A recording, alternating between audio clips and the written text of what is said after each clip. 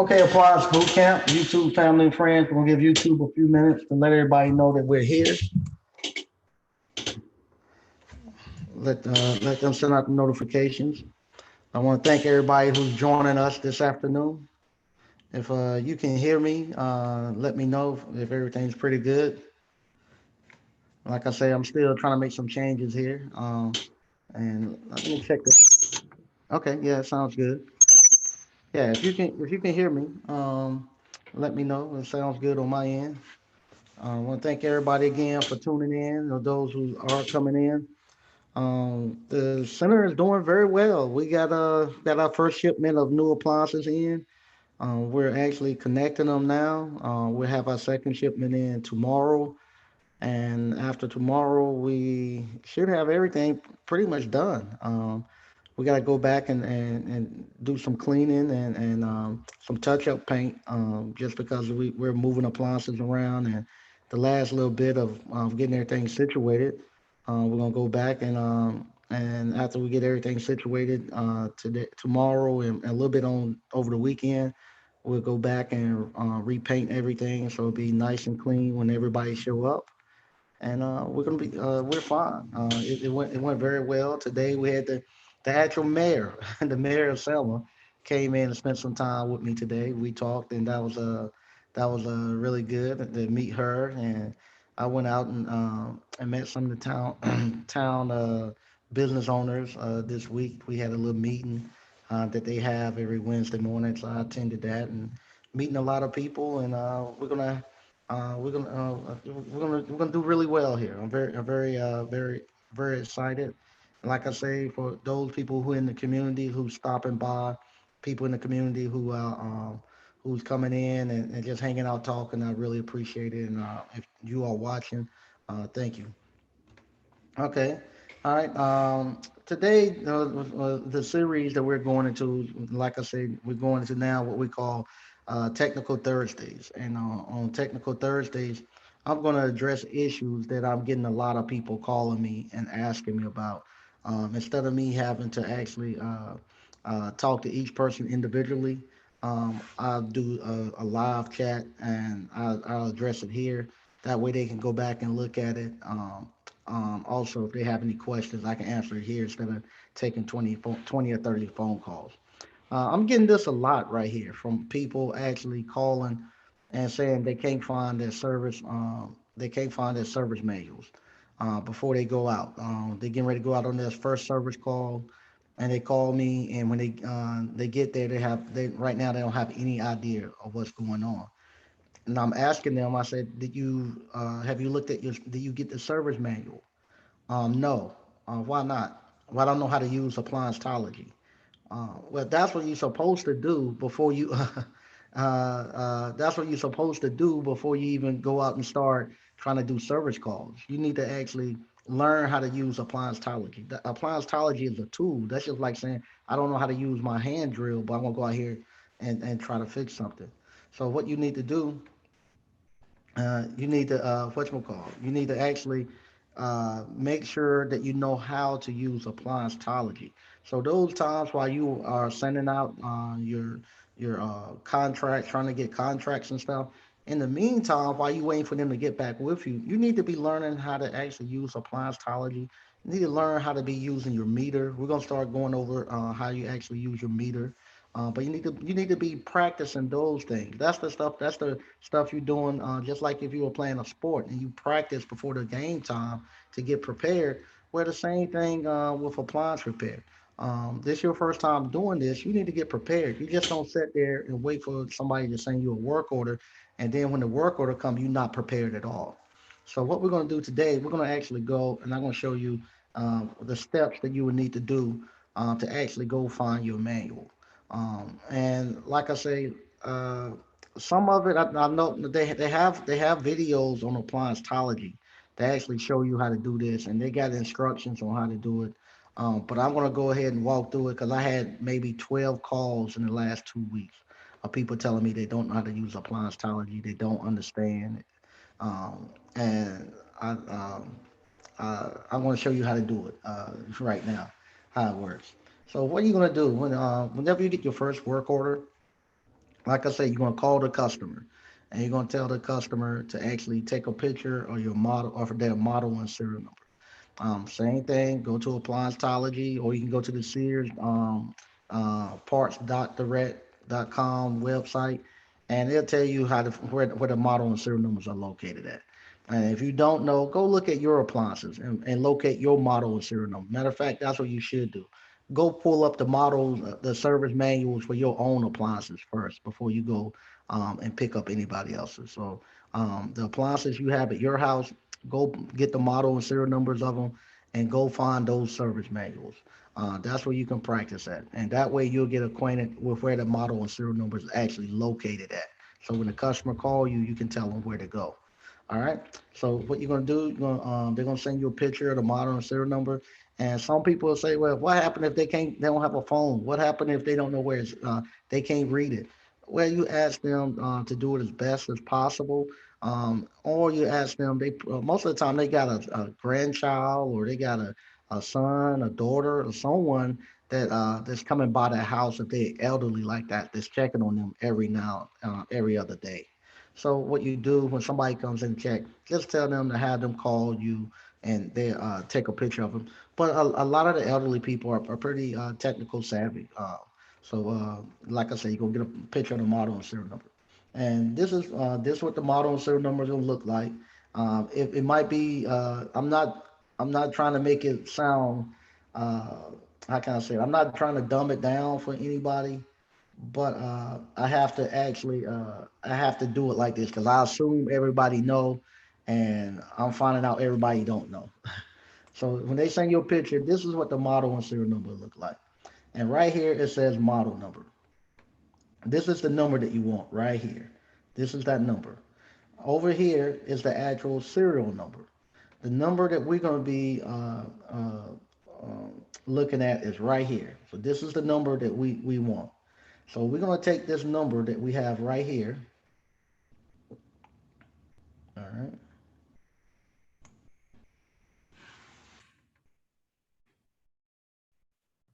And we're going to actually take it over to appliancetology. So let me get where I'm no longer sharing this right here with you.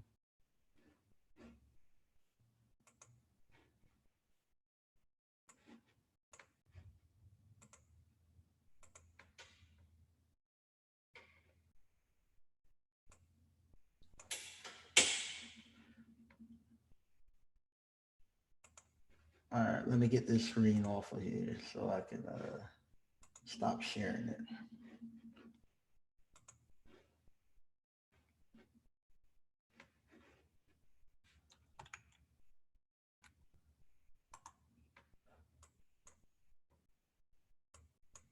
As they say, Zoom won't let me be great today, but we're going to fix that.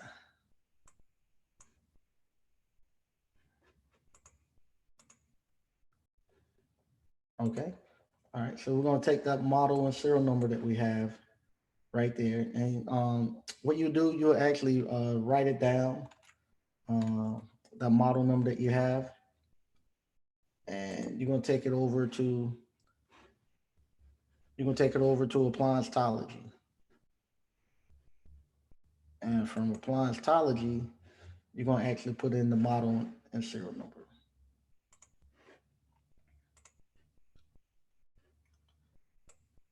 Give me a second, and I'm going to put in that model number that we have. I'm actually writing it down now.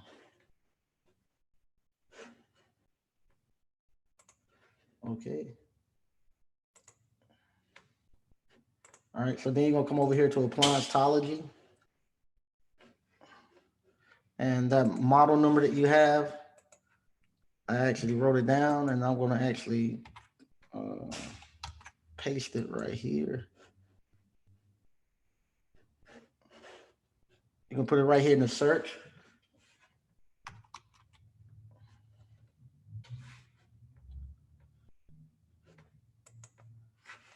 For some, okay, appliancetology. This Zoom won't let me just open up one without it already being open. You don't want to surprise anybody, I guess. Let's see if I can put it here. Nah, it's not gonna let me. Let's see if it'll let me go back. Okay, what I'm gonna do, I'm gonna start sharing, and I'm gonna go here and put it in my model number, and then I'll go back. What happens? Zoom try to be more PC correct. They don't want me to put something in and show something to you all that you don't want to see. So what I got here, I just put the model number in, so I go in and I actually share it back with you.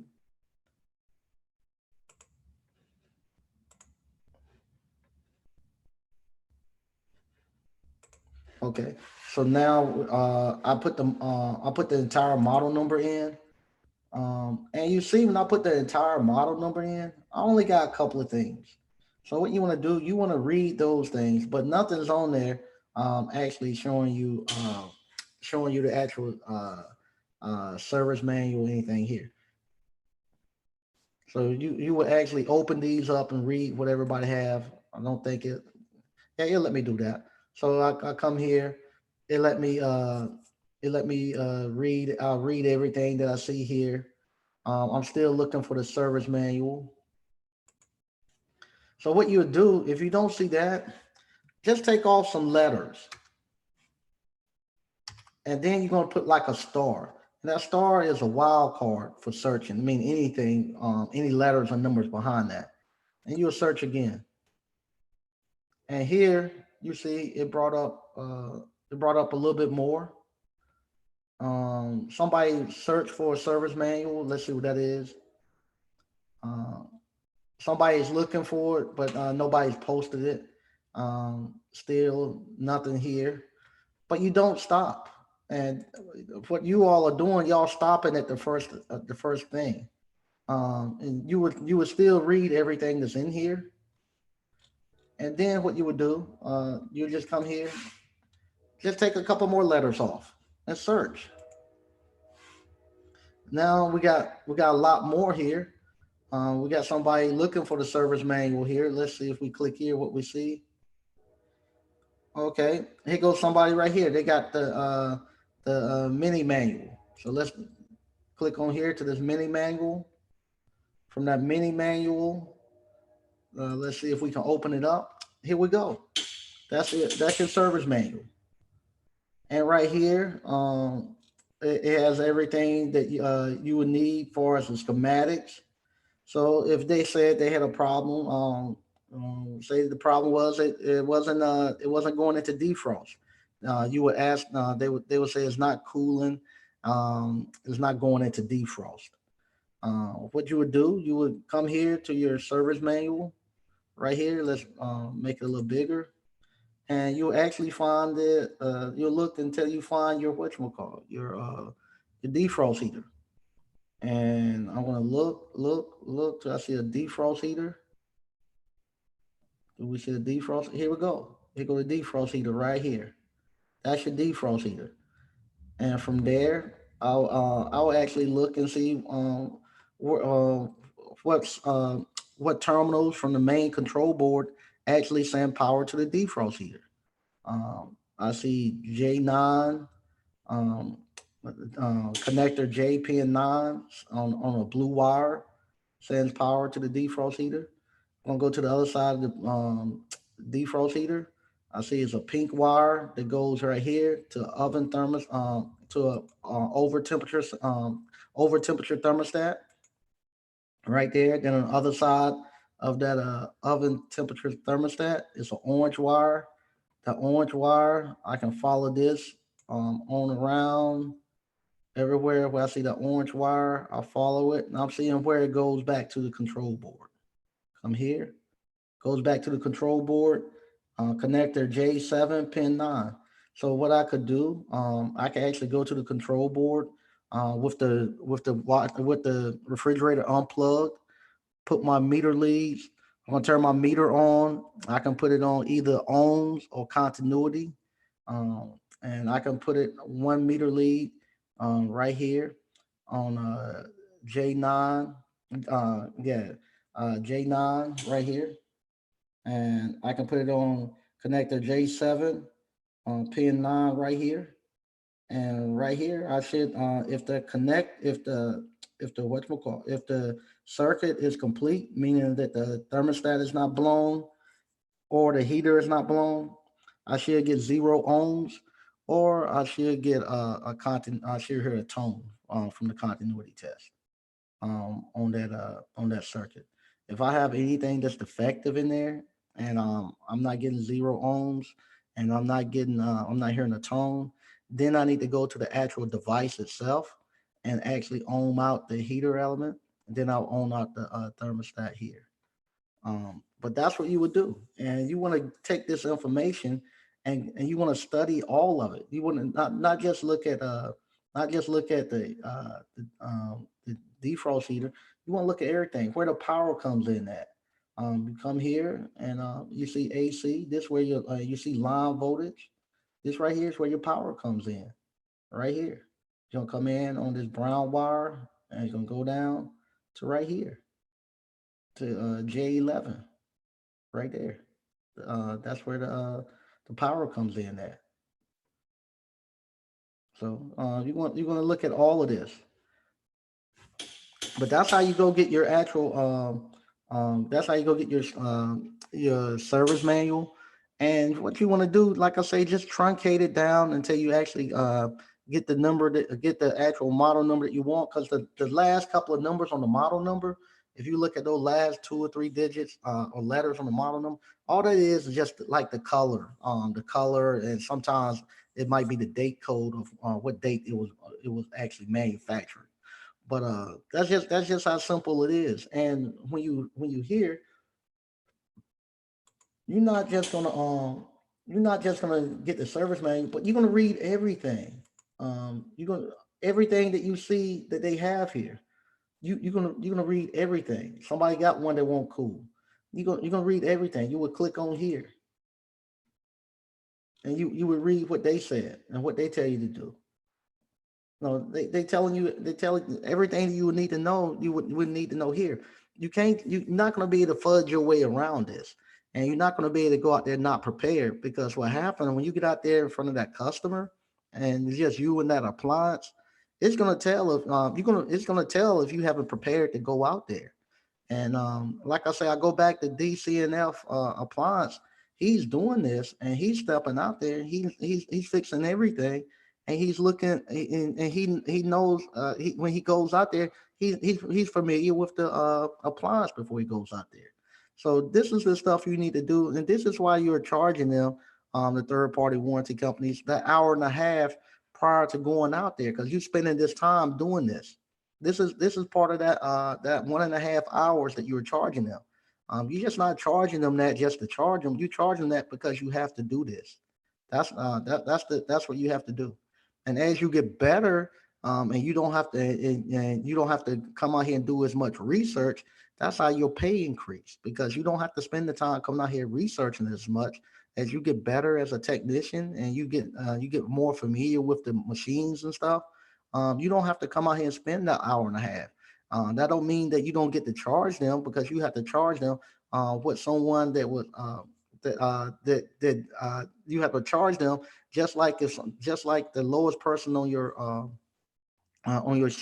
staff, what you would have to pay them. You have to pay somebody who's green to actually do this. I don't mean when you get better at it and you cut the time down that the customers get get a discount and stuff. No, that wouldn't be fair. That's how you get your raises, because you get better and you get faster at it. You get more efficient and you start to make more money. But yeah, that's how you have to do that. And if you don't know how to go here and get your service manuals, do not take a service call, because you're gonna walk out there not knowing how to do anything. That's why your confidence. That's why a lot of you all say you don't have the confidence, because you're not going out here reading it and doing the pre service call stuff that you need to do prior to going out there. We're not in this business just to try to make money all the time. It's not about just making money. We want to be professional, and we want to give the service according. We want to be able to charge according to the service we give. So we got to make sure that we're actually educating ourselves, and that we're going out there doing the work, not just going there looking to make $125. So that's what we're gonna do now. I'm not gonna go further into it. I'm gonna actually start doing more technical stuff because I find out if I go too far into it, I take for granted that everybody knows stuff and that they know how to do this, and something that some people think might be simple, but I'm finding out a lot of people don't. I think a lot of it again goes back to the point of of the school systems teaching to take the test.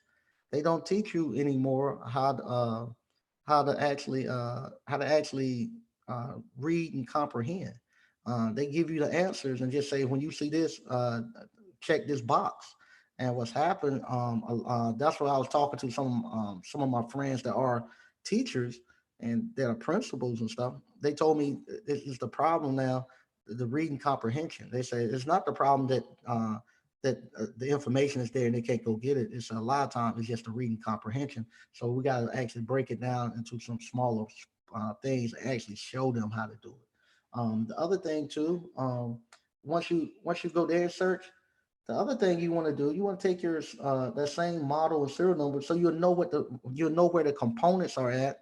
You'll know what it looks like prior to you getting out there. You want to take it and you want to go to Sears website. All right.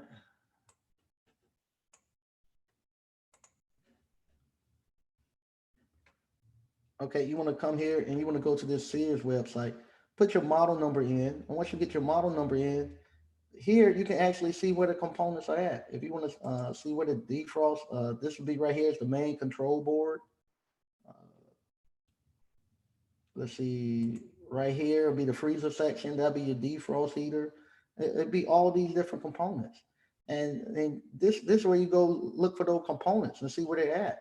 If you calling me when you out in the field asking me where a component is, and you go to Sears and look it up. And on top of that, um, I don't have your model number and stuff. I don't know which appliance that you're actually working on. You need to have your model and serial number if you want me to actually look up something for you. But yeah, that's the stuff we're gonna have to start doing, and that's the stuff we're gonna have to get better at. But let me get back.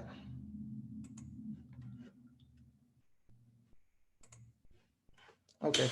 Um, but yeah, that's the stuff we're gonna have to start doing. We're gonna have to start making sure you're going out there, getting the model and serial numbers before you go out. Make sure that you go to Appliance and find the model and serial number. If you haven't had it, if you another thing too, you're not gonna be able to run your business off your cell phone. You're going to have to invest in a good laptop or a good desktop PC. You're not going to be able to do it off your cell phone. And you're going to have an internet service. You're not going to be going to the library or going to Starbucks and all that and trying to run your business. You got to put money into your business and your company to actually get up and going. If you just starting off and you need to get your funds up so you can get you a computer, get you a desktop, do the drive-in cleaning before you go and start trying to do uh trying to sign up for the third party warranty companies. Do drive-in cleaning stuff to make you some money so that you can have the have the laptops and stuff, because it's almost impossible to do all this on your cell phone. You can, but it's gonna make the work 4 and 5 times worse. So that's why I wanted to come today. We're just showing you how to actually go in and actually search and get your model and serial number. And later on, if you don't want to keep doing appliancetology and you want to do Marcone or something like that, when you don't need as much service, don't need as much interaction with the actual technical community and stuff, you can go somewhere like a Marcone or something like that and pay for their manuals and stuff. But I want you to actually be on appliancetology because they got so many technicians there and so many different different uh, people who have commented that you can actually read those and get more familiar. That's how your confidence comes, by being familiar with the product. If you go to Marcone or something, it's just gonna have you the technical information. Once you get better at your technical skills, all you need is the technical information. But up until then, you need to read everything so you know what to be checking for, what to look out for. You'll see some common failures that people what you call put out on the appliancetology. So what we're gonna do now, we're gonna go through, we're gonna read the actual chat. And like I say, I'm here.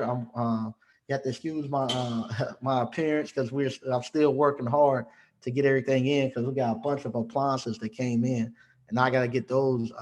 We gotta finish getting those unboxed and set up because we got another delivery of just that many more coming tomorrow, and I want to have everything in place. So I'm gonna be working burning the midnight oil tonight. All right, so here we go. We got Kevin Roberts. Hey, what's up? Sounds great. Okay. Space Age 3000 checking in from Augusta, Georgia. Shimano 5 Live. What's up, Grandmaster Mike? Hey, how you doing? Sounds great. YCP sounds good. Okay. All right. ABC family. How are we? You okay? Greg B. Mike, I just finished up my first job. Hey, there you go. A easy 255. Way to go, man. Congratulations. Congratulations. And I've seen a lot of people coming up now who already done started in the garage doors, and they're saying, "Hey, man, it's easy. Yeah, I'm going there. I'm just reading. I'm self-educating myself, and I'm going out there and they knocking it out. And I'm very proud of seeing them do that. YCP, what exactly do we put on the bandit sign? Is it all written, or do we use? Uh, if you bought the dry vent cleaning course, I show you exactly what you write on there. And starting off, just start off writing them on there on the bandit signs. Write them on there with the jumbo markers. I show you what markers and everything you need to get and everything in that course. So you start off, you do that, and as you get better at it, and you want to go, especially if you're gonna be doing appliance repair and you want to get a little higher clientele, you can go get some bandit signs printed out. I say start off just writing them out because as you write, that's another thing too. When you put bandit signs out, they only gonna be out a day or two before somebody pick them up and throw them away, or the town gives them whoever. So it's not gonna be something that's gonna stay. It's gonna be something you gotta constantly keep replacing and constantly keep going back putting them out. So don't get discouraged when you put one down and a day later it's gone. That's the nature of putting out bandit signs. That's why you have to be putting out at least 4 or 5, sometimes even 7. When we had our mattress business, we were putting out 7 a day. And you keep flooding the area, and people see it, and they'll start calling. It's not something you're gonna go about go do 3 bandit signs and put them out. Think they're gonna be there forever. You gotta put bandit signs out every day. You gotta put them out every day if you want them to work. Okay. Kevin Roberts, congrats, yeah, okay. BK from the Rocket. Yeah, YouTube doing their thing. They're not gonna let you go. But I'll be here at 8 o'clock on Mondays and Thursdays. All right, and Monday we're gonna have a special guest come through on Monday. All right.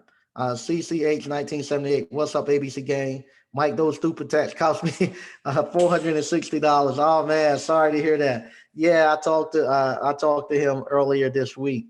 Once again, I'm gonna go back and tell everybody: do not go out and try to do cash calls, COD work until you actually feel very comfortable in your technical skills as far as diagnosing it. Because if you misdiagnose something, you can't go back and charge the customer to act for your misdiagnosis. You're gonna have to eat that cost. Unfortunately, that's what happened. We don't know if he misdiagnosed or if the machine was already in that state when he got there. What happened? The guy called and wanted to just get a door boot put it on. He went there, put a door boot on. He didn't test the machine. Unfortunately, he didn't test the machine prior to him actually putting the door boot on. After he put the door boot on, the machine wouldn't power up. And the guy said the machine was working fine before he got there. Unfortunately, he had to end up buying the guy a control board, and it cost him $460.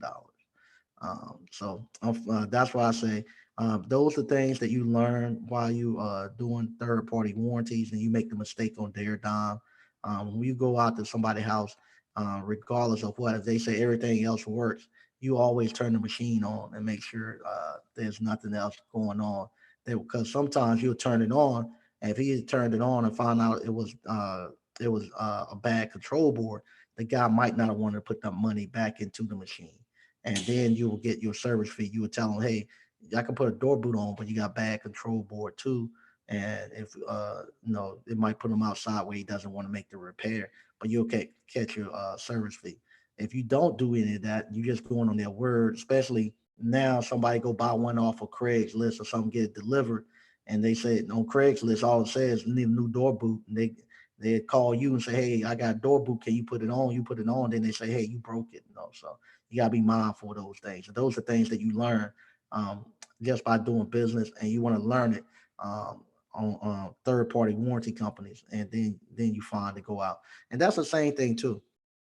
If you're going out and you anything where the customer is going to be paying you directly for your service calls, and you got to buy parts and stuff, you don't want to do that yet. You want to do third party warranties, let them supply the parts. If the customer pay a deductible, that's great.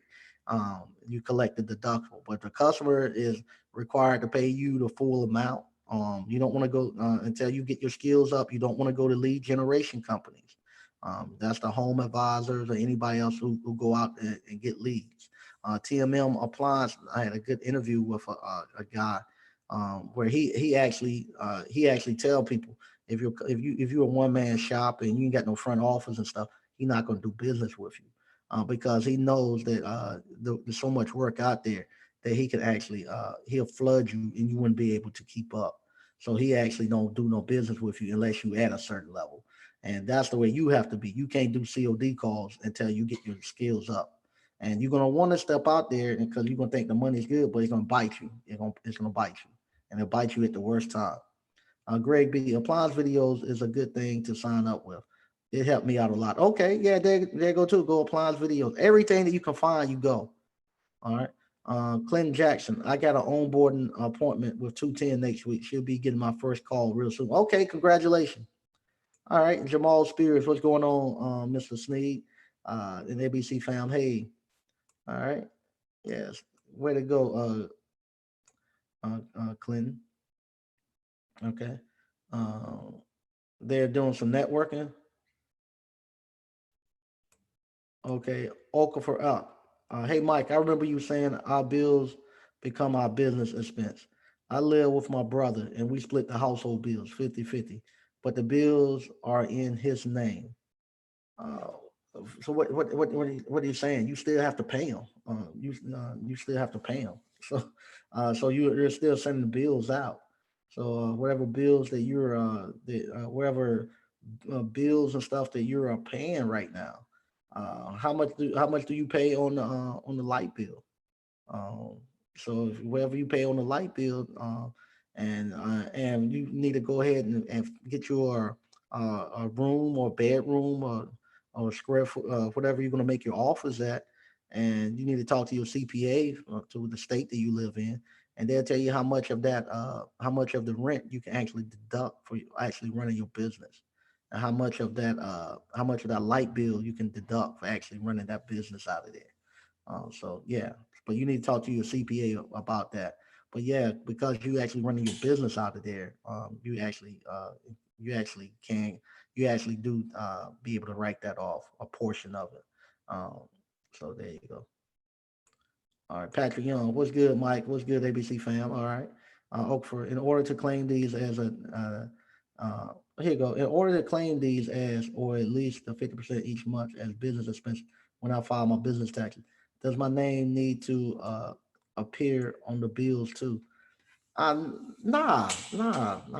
Your names don't need to appeal. You need to just keep a record of how you paid your brother. If you're gonna pay your brother, if you're giving the money to your brother or whoever you're giving it to, you write it on there. For light, if it's for utilities, you write utilities. So nah, as long as you paying it and you got paper trail, you good. But like always, CYA, consult your accountant and consult your attorney. Okay, change ministries, Pastor Don. Do I have to pay for apostology to look up and down service, man? Yeah, you have to pay for that service. And you want to pay for that service because you want him to keep doing it. You want him to make his money so he'll keep offering that service. but yeah, and like I say, you have to. These are things that you have to have in order to run your business. The idea that you're not going to spend no money and going to make money, you got to get that out your head. You gotta spend money and put money back into your business for your business to grow and for you to be able to have what you want.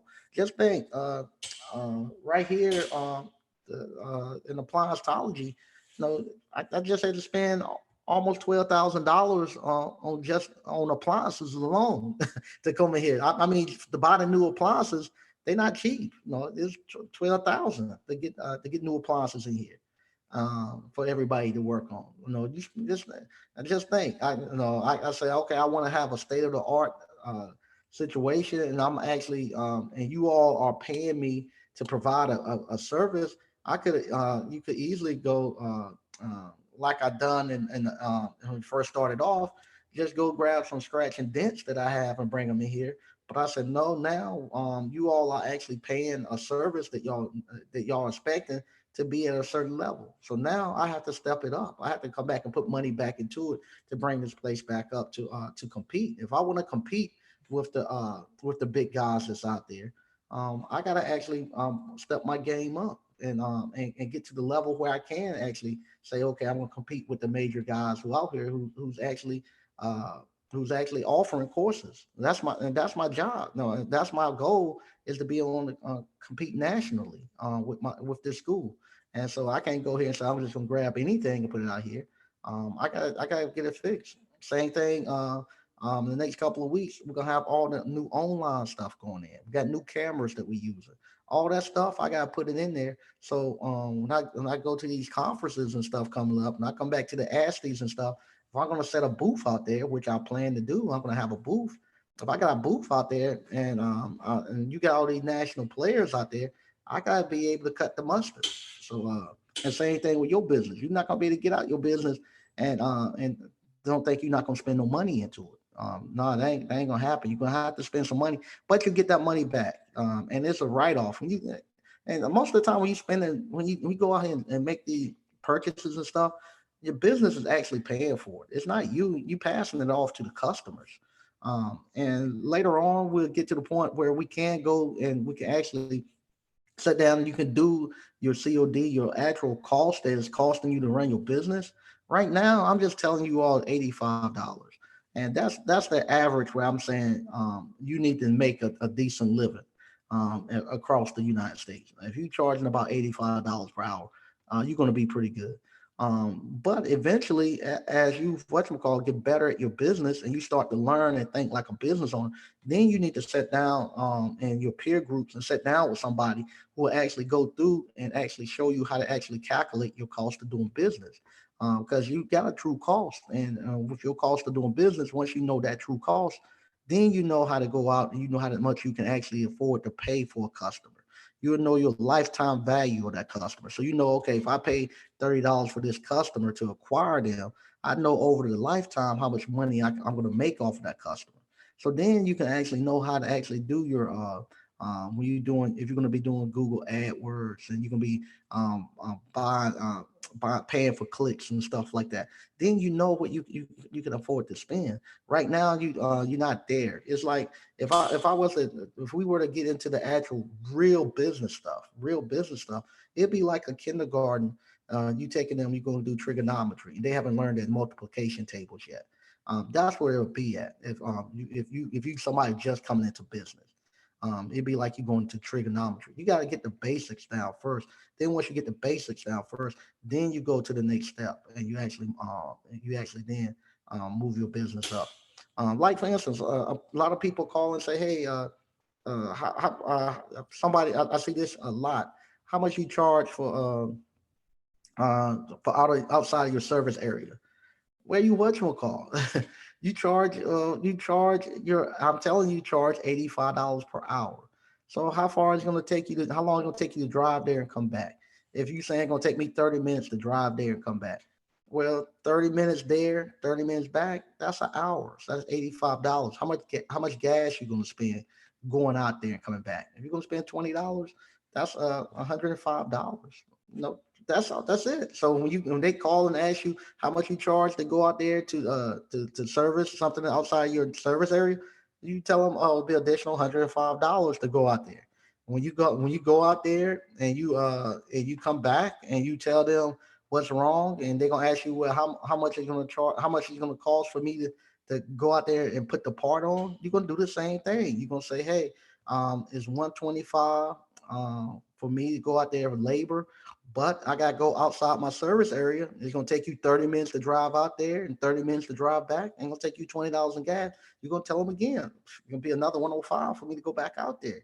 Because you selling your time, and it's gonna cost gas to go out there. So it's just simple math like that that you're gonna have to start thinking as a business owner. It's not like a lot of people still thinking like employees, thinking, okay, he's gonna give me $20, I'm gonna go there and come back. No, you can't do that. Because you could have done you didn't if you didn't go out there, you could have stayed in your service area and done another service call. And instead of driving out there, you wasting windshield time. Driving out there, driving back, and your gas. You got an extra. You incurred extra expense going outside your service area. So that's how you do it. It's just simple math like that you're gonna eventually gonna have to start learning and put out there. But right now, just charge $85 an hour. Just do everything based upon your $85 an hour until you get to the point where you can actually then um, get into knowing how to do your cost of doing business. And when you go into doing your cost of doing business, it's not no guesswork. Nobody, McDonald's don't just say we're going to charge, I guess 99 cent. Somebody, it's formulas. It's mathematical formulas that you actually run on your business. When you look at all your expenses, all the calls that you ran, what you expect to make, what not what you expect, what you want to, what you're going to make. I can say I can whatever I want to make with my business, I can make it. I can make it. I put the number in there. So I can do that. And then you have people who do cash flow analysis for most of them 50 years, 100 years. So you wonder how people why people are not broke that run businesses. Some people have ran their cash flow analysis and stuff for 50 years, 100 years, and they know it's just maybe one factor, one number they need to change. If that number goes too far south or too far north, they just make an adjustment and they right back on track. That's the beauty of running, having your own business. I know some people tell you you don't need a business, you need to go work for somebody. BS. You can't do that. No BS. That's BS. You don't have no control of how much you make and stuff. And you need, and this is not nothing that there's anybody can't do. You can learn this just like you learn how to brush your teeth and stuff. You can learn how to run your business. It's the same thing. It's simple. It ain't but like sixth grade math. It's very simple. It's just the mindset that has to change. Your mindset has to change. And I'm telling you, to be struggling from day to day. So I heard some people say you make more money working for somebody than you do running your own business. BS, BS. It's just, there's no comparison. There's no comparison. And the people say, well, if you're a one man shop and you ain't making payroll, that's no good either. True, you might not. If you're a one man shop and you're doing everything, you don't really have a business. All you got really is a job, and you got a job. All you doing really is a job. Honest, that's all it is. But it's better than any job you'll work for anybody else. You work for somebody else, we can get $15, $20 an hour. How many people paying you $85 an hour to suck lint out the dryer vent, to pull a sock out somebody's drain pump? So if I'm gonna have a job, I ain't gonna go have his job for 15. I'm gonna have my own job for $85 an hour. I'm gonna have my own job that, like the other day, I had to get up early to drive. It was about 8 o'clock. I had to go to another city first thing early one morning for a meeting. And I got up and I got on I got out there with the people going to work 8 o'clock in the morning. And I said, these people are crazy. They were passing in no passing zones, uh, uh, uh, passing in curves, trying to get to work. And I said, I'm not driving out here in this mess no more. That's why I don't start until 10 o'clock. I let these crazy people who's going to kill themselves to get to a job. I'm going to let them get off the road because they're going to kill somebody easily. I don't want to be. I couldn't do that if I was working for somebody. I'd be in that mess too.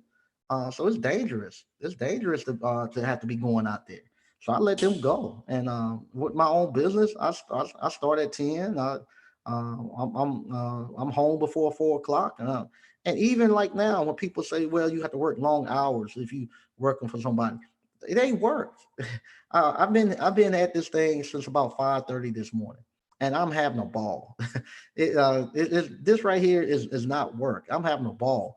It's to the point where my wife has to actually make me come back home and say, "Hey, you've been down at that store too long." It's not work. It's fun. Honest to God, it is fun to actually put something together that you see in your mind, and you put it together, and it's coming, and you see people actually buying it. You see people get the results. Same thing. If you got your appliance repair business, and you actually you go out and buy your get your logos, and you get your uniforms, you get your cards, and then you get that first service call. You go out there and you fix it, and they pay you that money. You get your money, then you start getting checks coming in, and now you get to the point where it used to be when I got paid. I was killing myself trying to get to the bank to cash it because I ain't have no money. Now I'm having people coming through the alumni, coming through Appliance Boot Camp. They sending me checks. They got 7, 8, 10 checks, and they said they ain't got time to go to the bank, and they not even stressed about it. They say I got to make time to go to the bank. That's the stuff that you run into when you start having your own business. All those things where it used to worry you when you actually working for somebody, all that stuff goes away. And for somebody to tell you that running a business is not as well as working for is not as well as working for somebody, nah, that's crazy. And then for someone to tell you, well, like your sons and daughters and stuff, that they need to go out and get a job instead of, now you tell them that if you're their father, they need to go out and get a job. Now who's going to provide that job? You're going to send them, tell him another man you need to go to another man's house, knock on his door, tell him he need to give you a job. No, and everybody knows when their kids and stuff are in their late teens and early 20s, they don't have a lot of them don't have no sense of responsibility and stuff. But that's what you're supposed to have, some company they can actually come in so you can actually train them. I had to get on my son today. I actually threatened to fire him because he came to work late, and I told him, hey, you got to get to work on time. And he gonna tell, well, I overslept. How you overslept? And I'm leaving the house and coming here, beating you here, and I'm paying you. No, you gotta get to work on time. Now, would I actually fire him? No, I wouldn't fire him. He my son. But I whatchamacall, I made him think that I would fire him, and I make him think that I would do that, but I wouldn't. But that's why he needs to be with me now, so I can actually train him. Because I sent him off. If he was with somebody else, he would have been fired. He'd been fired today. They would say, "Hey, don't come back." And then he'll get labeled as lazy and this and that. But I just know that I know that's my son. I gotta give him time to develop. So I whatchamacall. I have the patience and I know what he's missing, and I instill that in him so that he can have a footing to go. And that's what you're supposed to do. You don't take your kid and tell him, push him off on somebody else and tell them to prepare, or tell I love them. I thank everybody for the military and stuff that they do. I like that too. We need that to protect us and stuff. But I don't. I want you to go to the military if you want to be of service to your country. That's why I want you to. If you want to go to the military, if I have a grandson or someone want to go to the military, I want him to do it because he want to be of service to his country. I don't want him to go have to pick up a rifle and maybe have to go shoot somebody because he want to get a cheeseburger. Because he's hungry and he looking at it just as a paycheck. I don't want him to do that because if uh, regardless if the government tell you to kill somebody, or if your neighborhood gangster tell you to kill somebody, you're still killing somebody. Ain't no difference. You still killing somebody, regardless of who sent you there, and regardless of the motive behind it. If it's not in self defense, you killing somebody. It's murder in my eye. I don't want him to have to. None of my kids to have to live with that if that's not something they want to do, and not doing it truly for service. All right, so I'll keep going. That's me on my rant. Okay. Uh, Here we go. RK, hey Mike, thanks for the wealth of knowledge you continue to share with the community. We appreciate you. I purchased ABC course and need clarification on a few things. Okay, go right ahead. All right. This is great information, Mike. Okay. RK, for the driving course, do we need to open an LLC because I want to open an appliance repair company when I take the course? Till then, what should I do? Okay, yeah, nah, the driving course, you can actually clean up drive vents with your appliance company name. So the name that you're gonna actually use for your appliance company, you could go ahead and start that and do your drive vent cleaning up under that. Because most of the time, that's what people do. They do drive vent as an add-on to appliance repair. But if you need to make some money to get the money to pay for your LLC, you can just go ahead and start your drive vent without making an LLC. But if you're going to make a LLC, go ahead and make it the appliance repair company name. Uh, Here we go. Arcade. For the drive vent cleaning, should we also go outside the house and clean the vent when doing it? Because you only showed us inside. This also no. Do everything from the inside. That's what I'm showing you. Do everything from the inside. I'm not going up on top of roofs or anything. Do everything from the inside. Uh, Okay. All right. For the double stack washers and dryers, they can be separated, attached together as one unit. Is there a place to open to access the vent, or all the vents are on the back? You go to the very back, and you'll get it there. On some of the stack units, they have a little panel right in the front that you can actually drop down and disconnect the vent. But nah, don't you do that starting off. You go to the very back of it and just disconnect it from the vent. It should be leading right into the wall. Just disconnect it there. And if you don't see how you can disconnect it from the actual machine, and you can clean it there. Okay. Um, see what else you got there, RK. Okay, wait, we got a lot of stuff in here. Okay. Okay. There's a 1% people like me who don't. Okay. There's 1% people like me who did not know there's a gas and electric dryer. And there's a water drain till I watch different YouTube videos. Please tell people they should. Please tell my people they should also. Yeah, you gotta go out there and read. Yeah, there's electric and gas dryers. Yeah, you got water drain pump on wash machines. So yeah, that's what you're getting. Okay, watch the dryer installation video so that before they pull the dryer, their connection behind. Okay, you talking about it's not a water drain. It's for some people who have steam dryers. They have a water connection and stuff. But yeah, okay, there you go. Douglas Martin, I have already worked on three those model refrigerators from 210. Clog drain one, fresh food, thermistor issue, ice maker dispenser. There you go. Way to go, man. Congratulations. Congratulations. Okay, there you go. And wait, that's the way you do it, RK. You're doing it correct. You going there and you getting a wealth of knowledge, self educating yourself. You're doing well. Okay, Rod, what's up, ABC fam? Rod, okay, how you doing, Gerard? All right, Douglas Martin, how we doing, Mike, ABC fam? Okay, all right, they networking.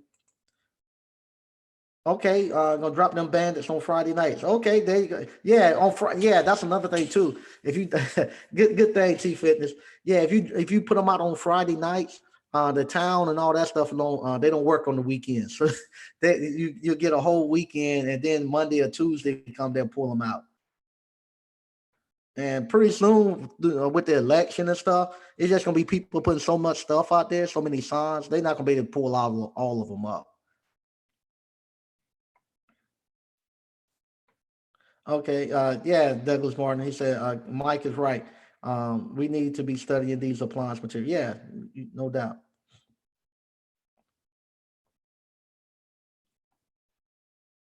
Okay. Quentin Hodge, what's up, ABC? All right. Okay. Hey, Wild Will, what's going on? Yeah, this wall that you all see right here, that's the wall that Wild Wilms actually helped me put up. The first wall I done, and him and I set it up because we don't read. American Home Shield told me to build them, and I don't get the deposit up front anymore. Yeah, American Home Shield, they kind of changing stuff now where they want you to build them the thing, but they pay within 3 days. So if you send it out on if you build them on Monday, before Wednesday you have direct deposit. Okay. Perry Jones, hey, how you doing? Jamal, what's going on, Corey? Okay. Because thank you for your help to that, sir. I watched the plan stuff was good. Okay, there you go, man. Good go. Uh, Abina Adams. To save money on bandit signs by collecting election campaign signs the evening of early morning post election, spray paint them and post your info on the driving service. Okay. All right. Tommy Holcomb 78. What's up, Mike? Any updates from the garage door course? Yeah, it's coming. I can't do the garage door course until I actually get the garage door in here. So right now we setting up the appliances, and the appliances will be all set this week. And then I'm gonna reshoot the videos for the appliances to put them back on the online and get ready for the class that's coming up on the 29th. After the 29th that week, we're gonna what you call set the garage door in here, and I'm gonna make the course on there, and that'll be it. But the garage doors, I say they're very simple, and a lot of people have jumped on them and started doing them, and they're saying they're pretty simple too. They thinking they're simple. Rob, Mike, I did a job for appliance repairman. It's a toss up because they take the service fee $59.99. If the customer doesn't move forward with repairs, it's wasted. It's wasted time. My experience. Okay, yeah, that goes back to what I was saying. Appliance repairman, they're gonna be for more experienced company, someone who actually knows how to close the deal, and you're gonna have to have your sales funnel where you actually know how to get people in and actually close them. And if you know, so you got, no, you gotta be ready for that. If you just starting out, you might not want to jump on appliance repairman just yet. You want to get your diagnostic skills because that's COD work. That's COD work. All right, Ernest Anderson, ABC family. Make sure you click on the bell itself and close all to be notified. Okay, all right. McKee 06. Will you suggest to use your address for LLC? You can. If you somebody if you're gonna be moving a lot, if you don't have a permanent address, you living in apartments and you move quite a bit, I might not use that address. I might would go get a PO box or something like that. But yeah, you can. It doesn't matter. Um, the other thing too, uh, sometimes with I, I don't know if you like me. One of my businesses. I use my actual home address, and when I started coming on live to the YouTube and stuff, people will actually go and they'll actually see the home address when they do like a search, and that some people will actually go there looking for the business. So you gotta be mindful of that too. Okay, Quentin Hodge, I'm ready to start, Mike. I need you to add me on the online so I can refresh things. Okay. All right. I'm gonna put the my email address in, and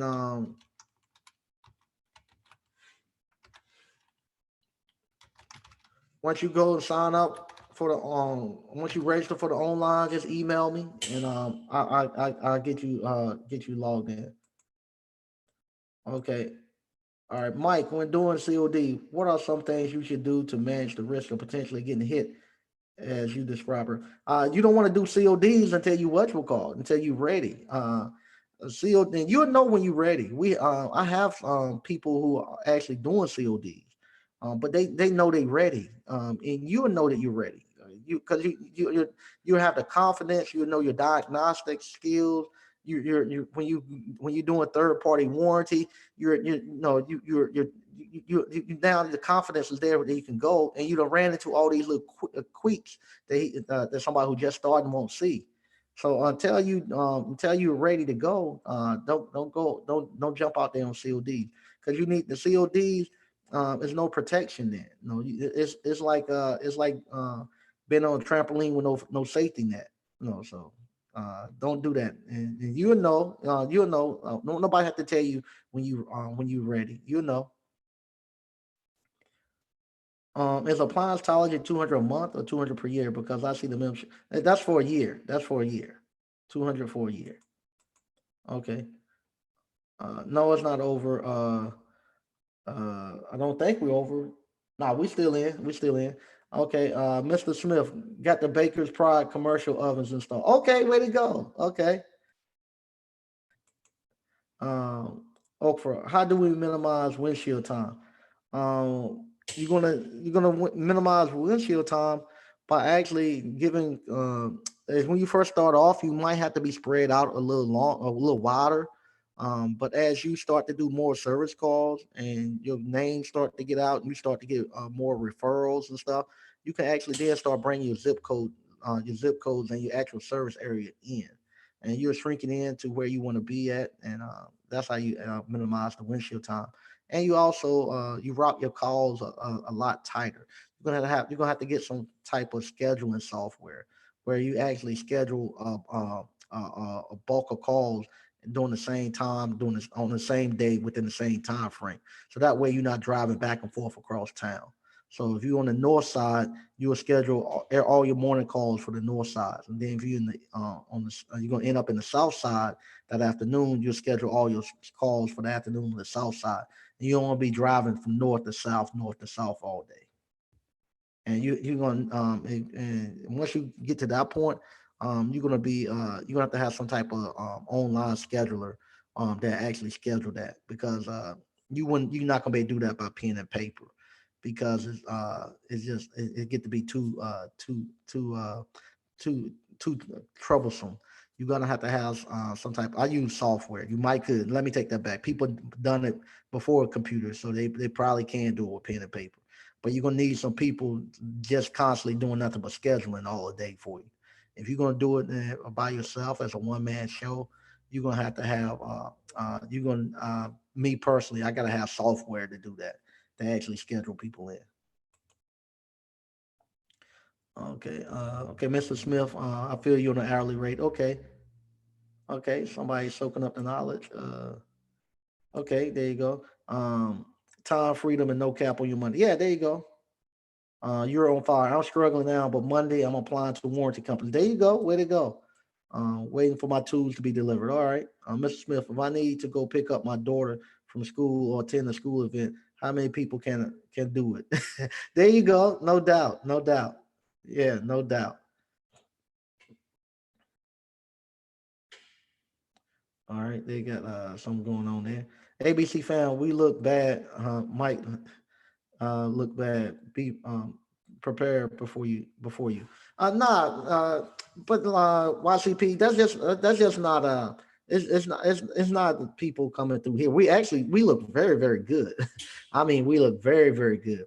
But what happened? It's not just here. It's everywhere where people don't think that they think that they can what we call. They don't have to prepare. They can just go out and win, because people have I don't know. Something has happened where people think uh, uh,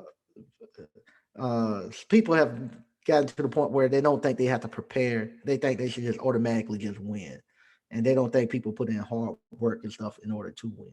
So it's just not here. It's just a change in the whole society with that. Nah, Uncle Mike, don't say that you won't fire him on camera. Laugh out loud.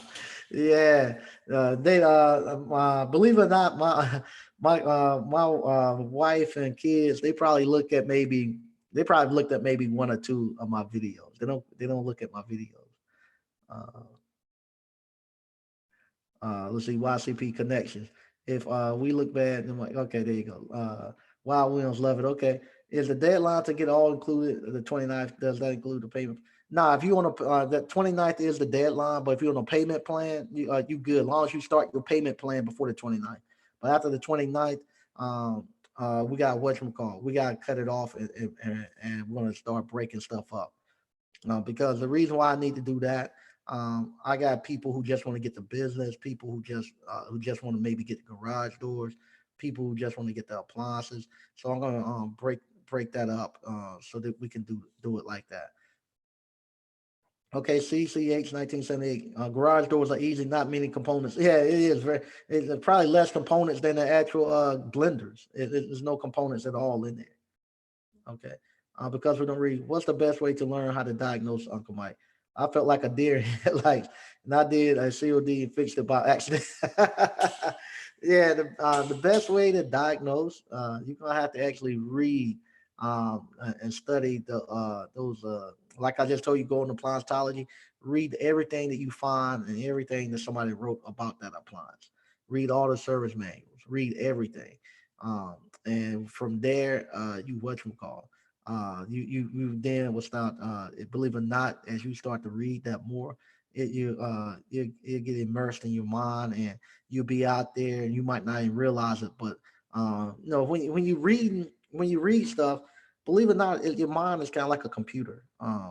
You might not think that it's going in there. Even if you listen to stuff, like me, I'm a slow reader, so I listen to Audible a lot. But some I go to bed a lot of times listening to Audible, and even though you're asleep, your mind is still open. It's still working, and some stuff the stuff that you hear, your mind files it away, and all of a sudden it'll pop up in your head. Like when you're doing like a search and you start typing, it'll pop up in your and words start popping up, and thinking about where you want to go. But a lot of the computer is really based upon how your brain operates, and that's exactly what your brain does. You don't know it, but it's actually doing that. So if you read that stuff, it's actually getting encoded in your brain, and it'll get pulled back up. It honestly will. It happens all the time. All right. Hey, Quentin Hodge, Mike.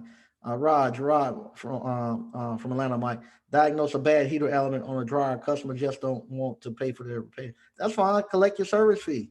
That's fine. Just collect your service fee.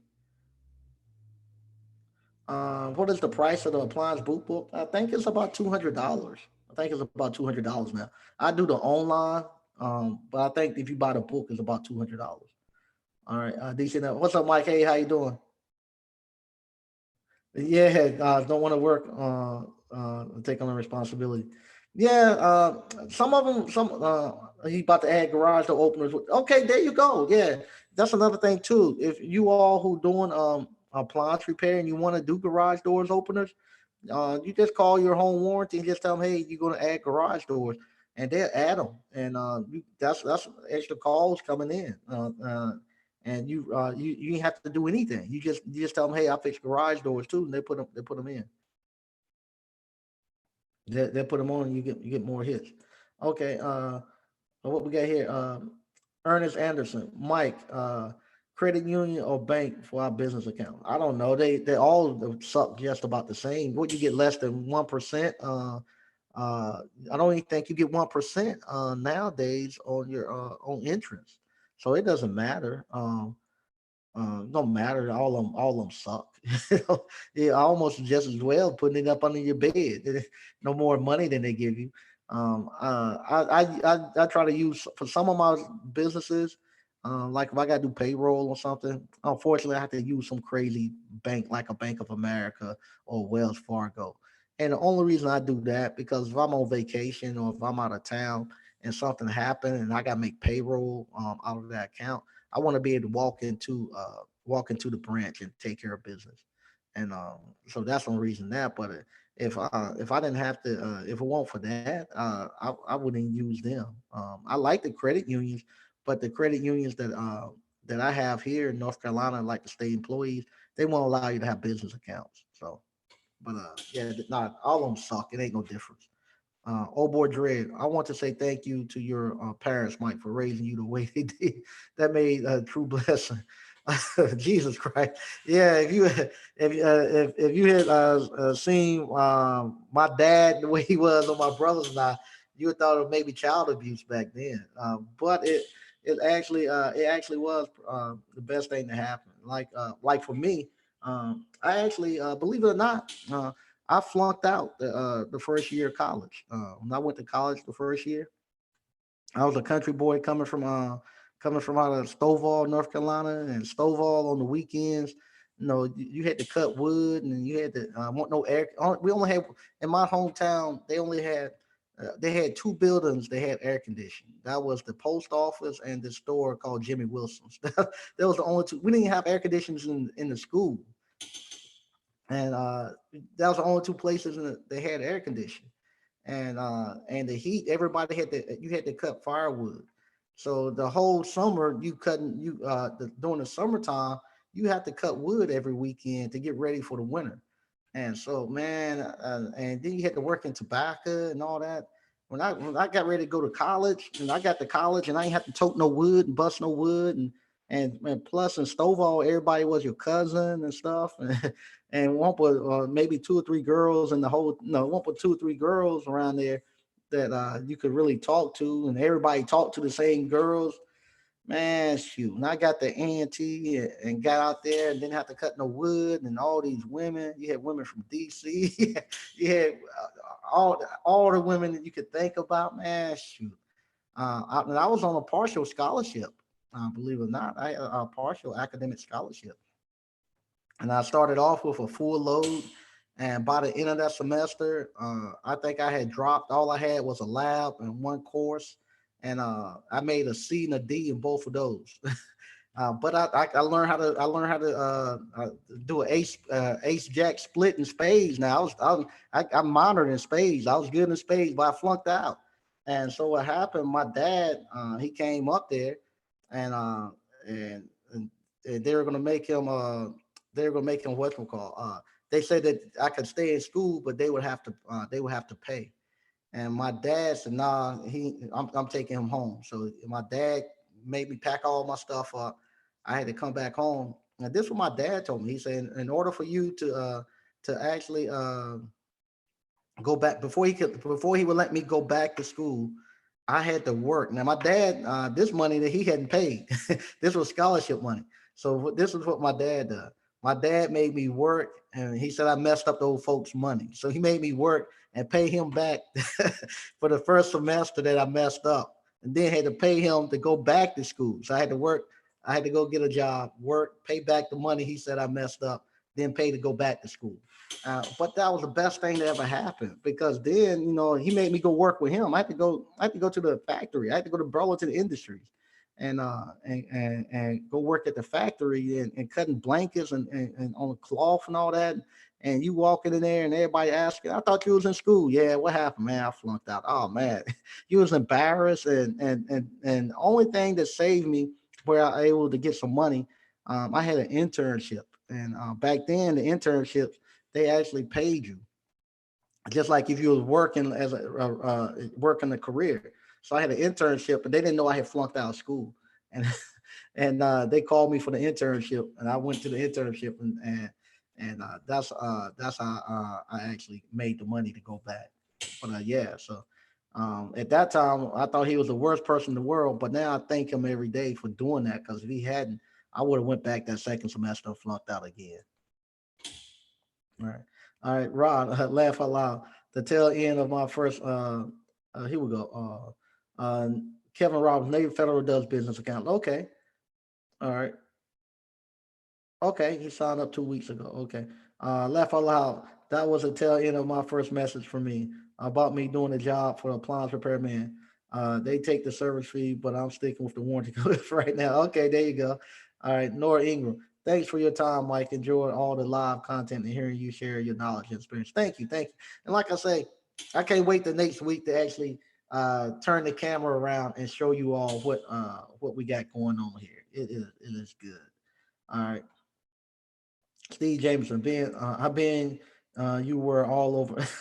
I bet you were all over Bennett campus too. Laugh a lot. Believe it or not, we used to go to Bennett too. It used to be funny. Sometimes we'd be sitting around. We'd be like, let's have a party, and we said we need to get some girls. So one time, me and my roommates, sometimes it'd be like, "Yo, I got the girls last week. You need to go get the girls this week." So that was a place we could always go get girls. All you had to do back then, you had to have a good lie to get on campus. And once you get on campus, you just go sit down in one of the parlors, and then the girls will come down, and when girls come down, we'll get someone to come back and we'll have a party. We used to do that all the time. But yeah, we had fun with the Bennett Bells. They were good. They were good people. Almost Regal. Hey Mike, when we do payment plans for the discontinued discounted price, do we have to choose the date right away? My brother's planning on coming. Nah.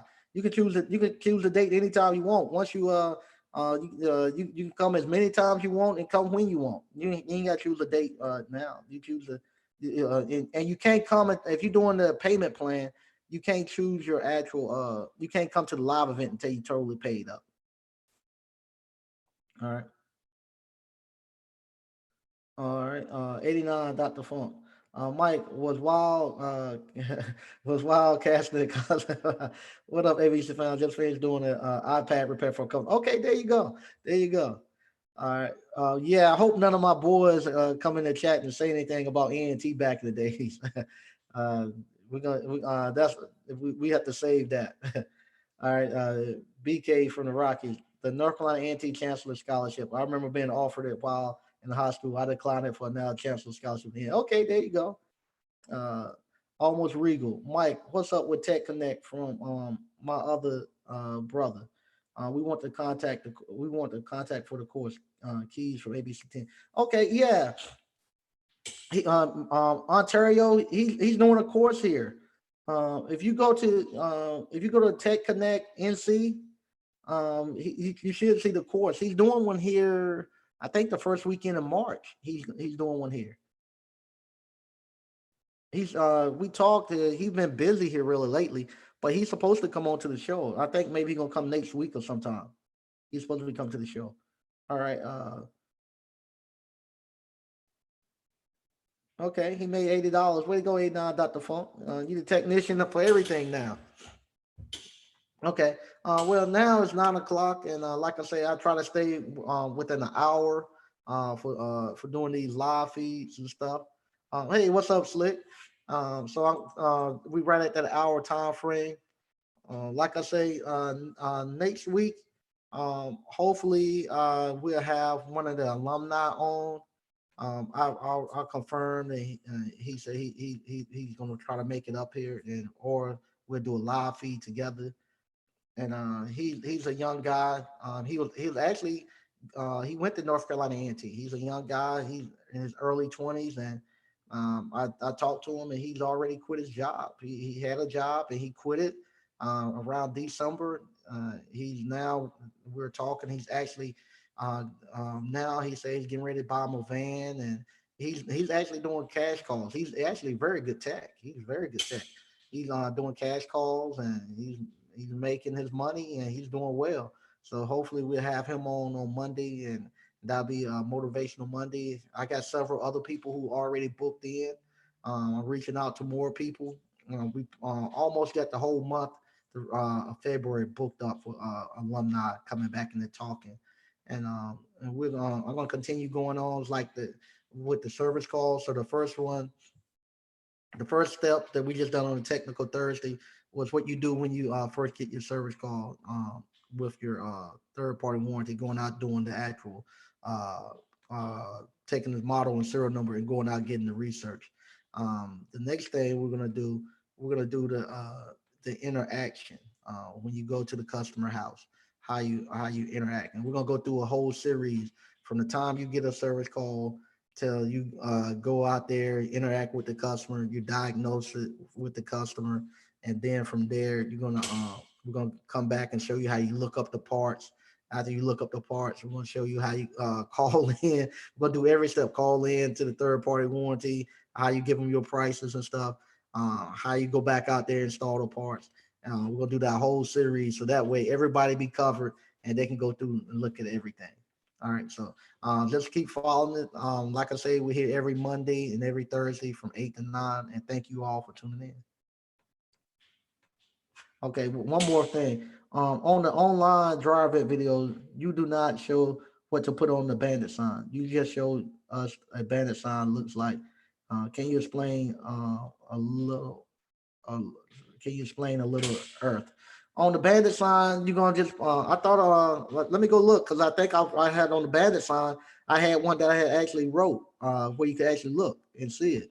It's, just put on there dry vent cleaning, $99, and then put your phone number. Very simple. Because what happened, you can't write a whole paragraph on a bandit sign because people pulling up to a stop sign or something. They only got a couple of seconds. So you want something and you want it broke big enough so they can glance and see. Just put drive and cleaning, $99, and put your phone number. And that's it. No one you ain't gonna write a whole lot. So whenever you're doing bandit signs like that, it's not you gotta get straight to the point. Tell them exactly what you're doing, the price, and how to contact you, and that's it. Because they're not gonna be there all day reading your sign. Okay. All right. Once again, thank you all for tuning in, and look at that video again, because I think on the video when I'm showing you the actual drive in, I got the writing and stuff on there, so you'll see exactly what goes on there. And I'll show you the marker and all that too that you use to write. You don't go get no little small marker. You gotta get the Magna jumbo markers that you can get them at Lowe's, Home Depot. You can get them at Staples. Those huge markers. You want to get the big thick markers so when you write on them, they can see them from far away. Okay. All right. Once again, thank you all for tuning in, and we'll see y'all on Monday.